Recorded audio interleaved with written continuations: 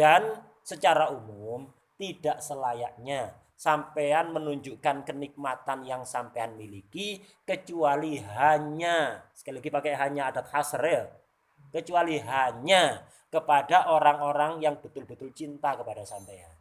Kenapa? Kalau sampean menunjukkan nikmat kepada orang yang betul-betul cinta kepada sampean, mereka akan mendoakan. Tapi kalau sampean menunjukkan nikmat kepada orang yang nggak cinta pada sampean, bisa jadi hasud. Akhirnya ndonga elek. Apalagi yang melihat orang yang punya aura negatif yang keluar dari matanya, istilahnya punya ain. Al-ainu hak kata Rasulullah SAW. Ain itu ada. Apa itu ain? Sebagian orang itu matanya punya efek negatif. Kalau melihat orang dengan pandangan hasud akan menyebabkan musibah kepada yang dipandang itu. Ya Allah kabeh, cuman iki jalarane, paham ya? Hati-hati. Karena itu tidak selayaknya pamer nikmat apapun kecuali duduk menunjukkan, tidak selayaknya menunjukkan kenikmatan apapun kecuali kepada orang-orang yang betul-betul cinta kepada sampean. Paham ya? Karena itu tidak selayaknya pamer foto mesra dengan istri. Satu, ngerusak muruah. Kedua, lek ono wong hasud didongakno elek ya apa? Akhirnya terjadi problem rumah tangga, ndak berhenti-berhenti. Tidak selayaknya pamer foto anak yang lucu ada di medsos. Lek wong seneng mendoakan baik. Waduh lucu nih, semoga menjadi anak yang soleh atau soleha. Kalau orang nggak seneng kepada sampean, dia akan hasud. Hasud lah didungan ele atau punya ain, matanya punya aura negatif. Anaknya moro-moro loro. Anaknya tiba-tiba sakit. Nggak usah pamer fotonya anak di medsos. Itu. Karena ya khawatir bahaya nang anak sendiri nanti kalau tiba-tiba sakit kena ain. Ini namanya orang tua yang mencelakakan anak ini.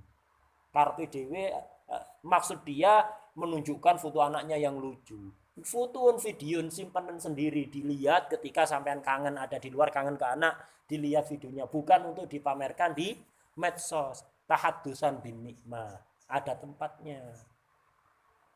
Ceritakan nikmat kepada orang-orang yang cinta kepada sampean. Kalau orang nggak seneng mendoakan elek dan akean sih nggak seneng, paham ya?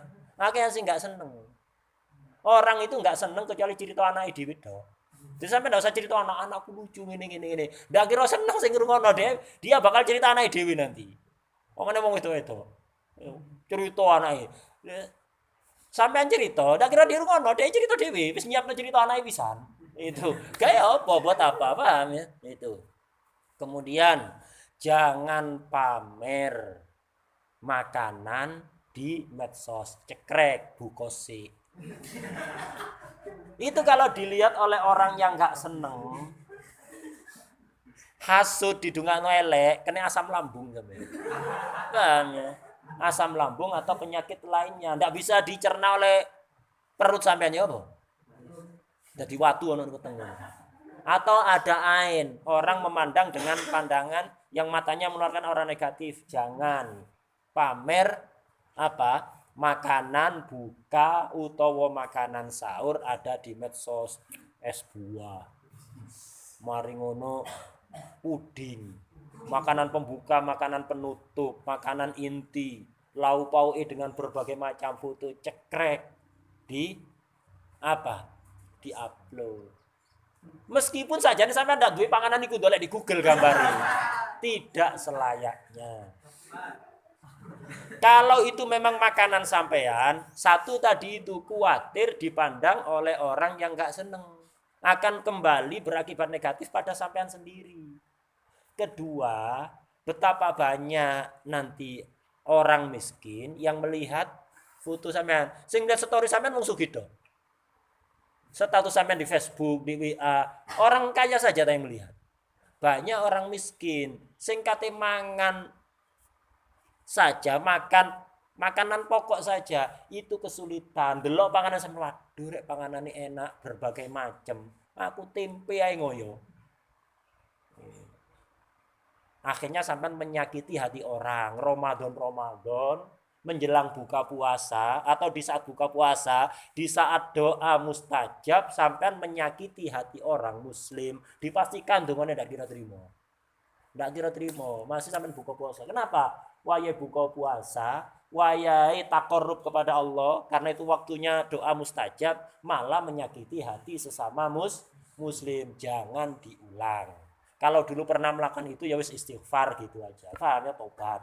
Jangan diulang. Intinya jangan pamer kenikmatan ada di medsos karena menyakiti orang yang nggak punya, yang kepingin kepada itu nikmat itu, dan itu dikhawatirkan dilihat oleh orang yang nggak senang. Itu. Paham ya? Atau sampean punya anak, nggak usah pakai bikin status alhamdulillah baru dikaruniai anak. Syukur sampean wujudkan dengan sujud syukur, wujudno dengan sholat sunat, wujudkan dengan apa? Meningkatkan ibadah. Bukan syukur diungkapkan ada di medsos. Karena bisa jadi ada yang nggak seneng. Akhirnya berdampak negatif pada sampean sendiri. Dan itu pernah saya alami. Itu. Ya, karena inilah menunjukkan pentingnya kita punya hubungan dengan seorang guru. Guru dengan berbagai macam bentuknya. Ada syekhut taklim, guru ngajar. Yang ngajari kayak ini, syekhut taklim. Ada syekhut tarbiyah, mentarbiyah. Ini lebih tinggi kedudukannya, yang selalu membimbing kita. Itu membimbing agar supaya tidak salah langkah. Ilmu tok tanpa tarbiyah nggak cukup. Kadang-kadang orang sesat gara-gara ilmunya. Nah, perlu tarbiyah. Nah, saya dulu ketika baru punya anak yang ketiga. Ketika baru punya anak yang ketiga, ya kayak ngono iku. Seperti umumnya orang-orang ya, itu ngikuti tren. Punya anak alhamdulillah. Enggak pasang foto enggak pasang foto. Alhamdulillah anak ketiga baru lahir dengan selamat, mohon doanya. Enggak kira ono disenengno. Itu. Setelah buat status seperti itu, enggak lama anak pertama saya sehat, seger, tak jak belanja untuk beli perlengkapan bayi. Sehat, kencak-kencak, seger. Pulang langsung sakit mendadak. Muntah-muntah dan buang air. Itu dari siang zuhur itu sampai jam 12 malam. Jam 12 malam wis koyo kate mati kok isan. Wis pucet, ndak berdaya apa-apa. Mau muntah terus tapi isi perut sudah gak ada. Terus kayak mau mati. Akhirnya tak bawa ke klinik. Saya bawa ke klinik, nyampe di sana udah dimarahi. Ini hampir terlambat sampai. Ini sudah lemes, tidak punya kekuatan sama sekali anak ini, bahaya. Akhirnya diinfus, diobati, lumayan agak seger. Cuman ada yang aneh. Panas, badannya tuh panas luar biasa.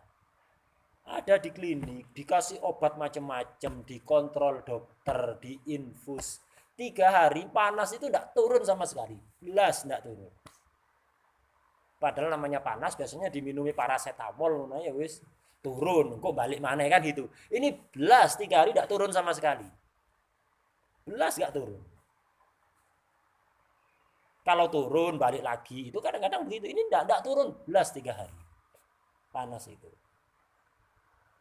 Saya sampai bingung. Akhirnya Habib Abdullah Al-Muhdar tiba-tiba nelpon. Saya tidak kasih tahu ke beliau. Habib Abdullah Muhdar tiba-tiba nelpon. Badut Tamam, kamu di mana?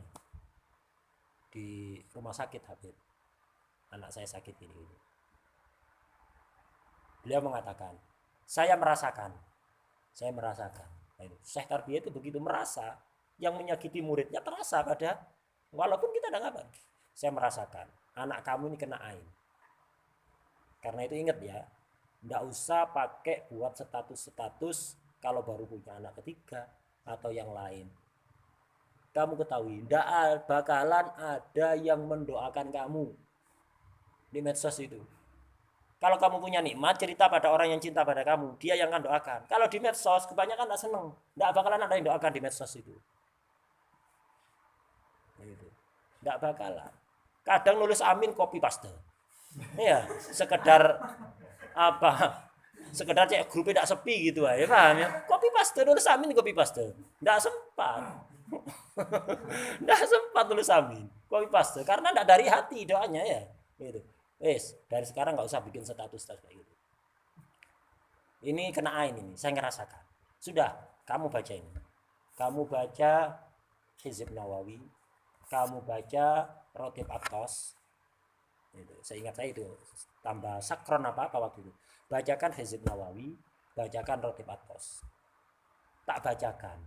Baru saya selesai baca. Ini 3 hari di klinik, nggak turun belas panas itu. Muntah-muntah sih tetap. Cuman berkurang. Setelah saya bacakan Rotib Atos dan saya bacakan Hizib Imam Nawawi, baru selesai. Anak saya itu kencak-kencak, ngamuk-ngamuk, minta pulang. Sembuh total. Minta dokternya waktu itu tidak ada. Saya minta pulang, nggak boleh nunggu dokternya. Anak saya sampai marah. Cepet Bi, pulang Bi, belikan dokter kalau dokternya tidak ada. Ngamuk-ngamuk minta pulang. 3 hari diobati tidak ngefek. Bacakan itu langsung Rotib Atos sama Hizib Nawawi. Karena itu ini pelajarannya. Saya sendiri sudah pernah ngalami kayak ngono. Tadi saya cok sampean ngulangi kesalahan yang sama, paham ya? Itu. Jadi apa? Jangan biasakan pamer kenikmatan ada di medsos. Yang melihat lebih banyak yang tidak suka atau cuek, paham ya?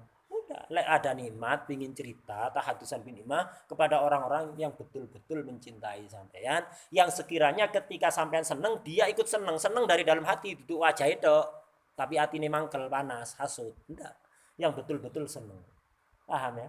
Itu jadi pelajaran.